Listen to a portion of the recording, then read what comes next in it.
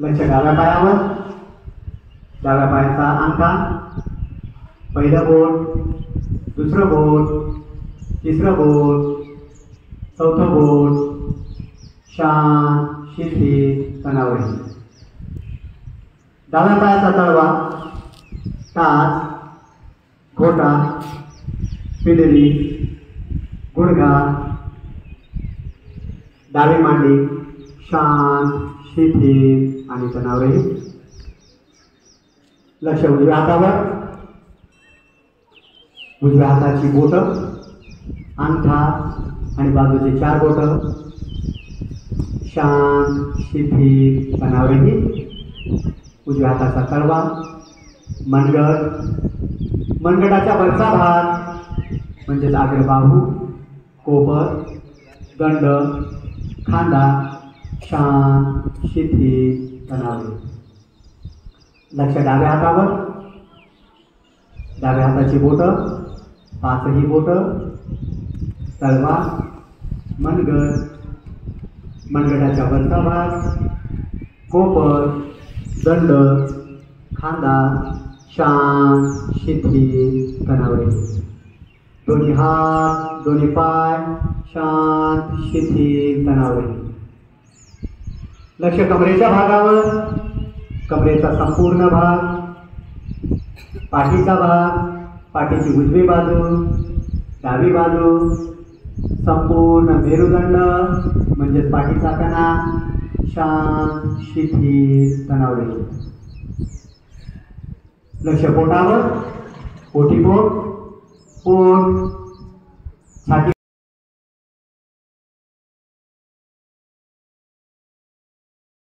प्रतिक्रिया का?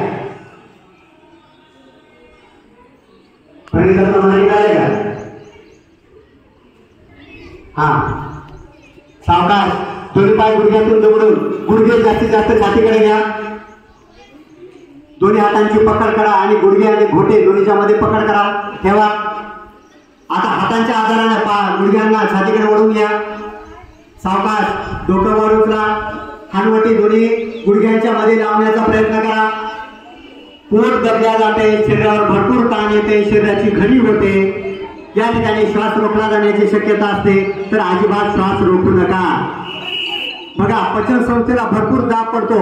शरीरामध्ये जमा झालेला अक्षरा झोपते राजनंदिनी, अतिरिक्त जमा झालेला पवनमुक्त होतो, म्हणून याचं नाव आहे पवनमुक्तासन. पचन संस्था, उत्सर्जन संस्था, प्रजनन संस्था कार्यक्षम होतात. जनरली आपल्याला पोटाचा त्रास असते, तर मग हा पोटाचा, बऱ्याच जणांच्या पोटामध्ये गॅस जमा होते, पचन व्यवस्थित होत नाही. या आसनाच्या अभ्यासामुळे पचन एकदम सुधारते.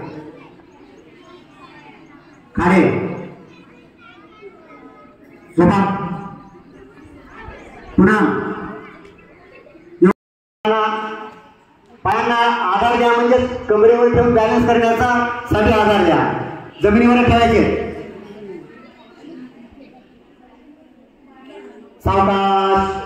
पाय खाली घ्या, एकदम हळूवार खाली घ्यायचे, हात डोक्याच्या वर घ्या.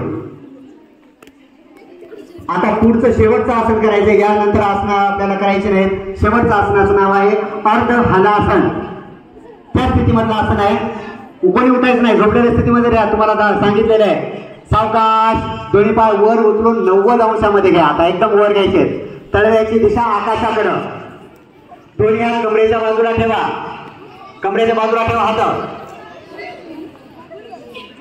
पाय सरळ वर करायचे, गुडघ्यातून पाय सरळ ठेवायचे, आकाशाकडे पाय करायचे. हात जमिनीवर ठेवायचे, कमरेच्या बाजूला जमिनीवर, तळव्याची दिशा जमिनीकडे. या स्थितीमध्ये थांबायचे. या आसनाचं नाव आहे अर्ध हलासन. या आसनाच्या अभ्यासामुळे आपली पचन संस्था, उत्सर्जन संस्था कार्यक्षम होते. आपल्या मेंदूकडे रक्तपुरवठा जास्त होतो. पर्यायाने मज्जासंस्थेचं सुद्धा काम सुधारते, कार्य सुधारते. सावकाश.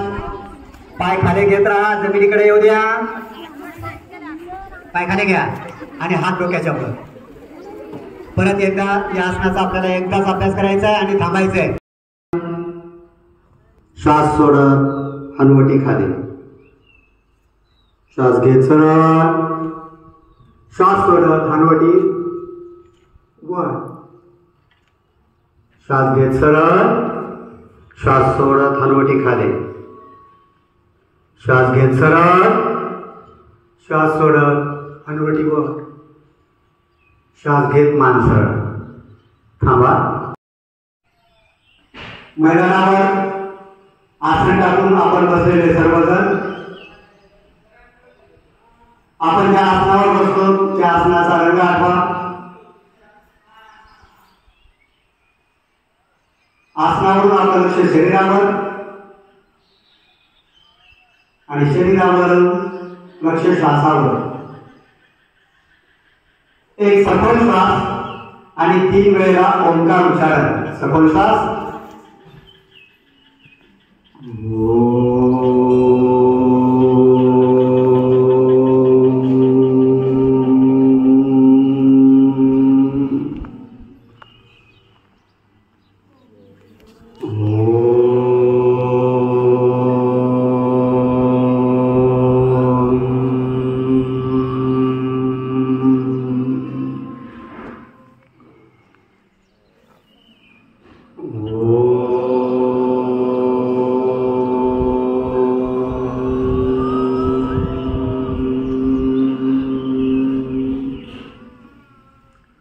डोळे बंदच असू द्या. प्रार्थनेची एक एक ओळ माझ्या पाठीमागून म्हणायची.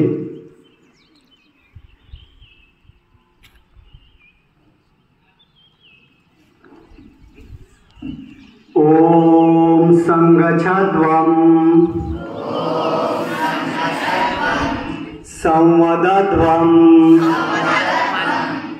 संवो मनासि जानताम् देवा भागं यथा पूर्वे संजानाना उपासते. अर्थात आम्ही ध्येयाच्या दिशेने एकत्र जाऊ. आम्ही एक विचाराने राहू. एकच विचार बोलू. आमचे मन एक असो. आम्ही एकत्रित प्रयत्नांनी यश मिळवू. सावकाश दोन्ही हातांच्या तळव्याचं घर्षण करा. गरम झालेले तळवे अलगद डोळ्यांवर आणि सावकाश डोळ्यापासून लांब हस्तदर्शन.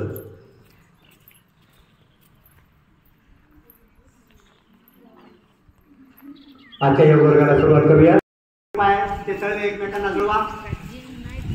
तळवे एकमेकांना लावा पूर्ण. टाचा शरीराजवळ घ्या. दोन्ही हात हलकेच पायांच्या समोर ठेवा आणि दोन्ही पायाचे गुडघे जमिनीला लावण्याचा प्रयत्न करा. परंतु आपल्या क्षमतेप्रमाणे ज्यांचे गुडघे जमिनीकडे जात नाहीत त्यांनी शरीराची बळजबरी करू नका. योगाभ्यासामध्ये शरीराची बळजबरी अजिबात करायची नाही. नाहीतर अपाय होऊ शकतो. त्रास होऊ शकतो. दाता काढ नको रे. पुढे बोलू. कंबर पाठ मान सरळ आणि डोळे बंद. आपल्या शरीराचं निरीक्षण करा. शरीराच्या कोणकोणत्या भागावर ताण येतो. दोन्ही जांघा, मांड्या, गुडघे आणि पिंढऱ्या या भागावर भरपूर ताण येतो. पर्यायाने संबंधित स्नायू ताणल्या जातात आणि ज्या ज्या भागावर ताण पडतो तो भाग सक्षम आणि कार्यक्षम होतो.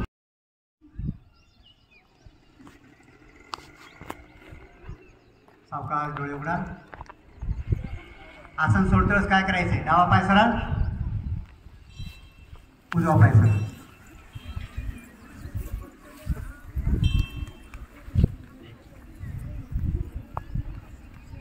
आपल्याला त्या स्थितीमधलं आणखी एक आसन करायचंय.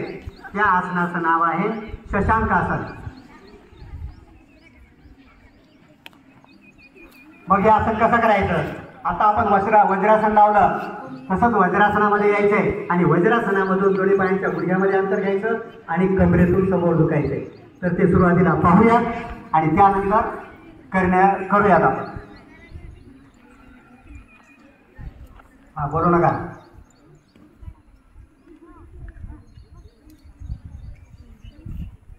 सुरुवातीला बैठक स्थिती, बैठक स्थितीतून वज्रासन,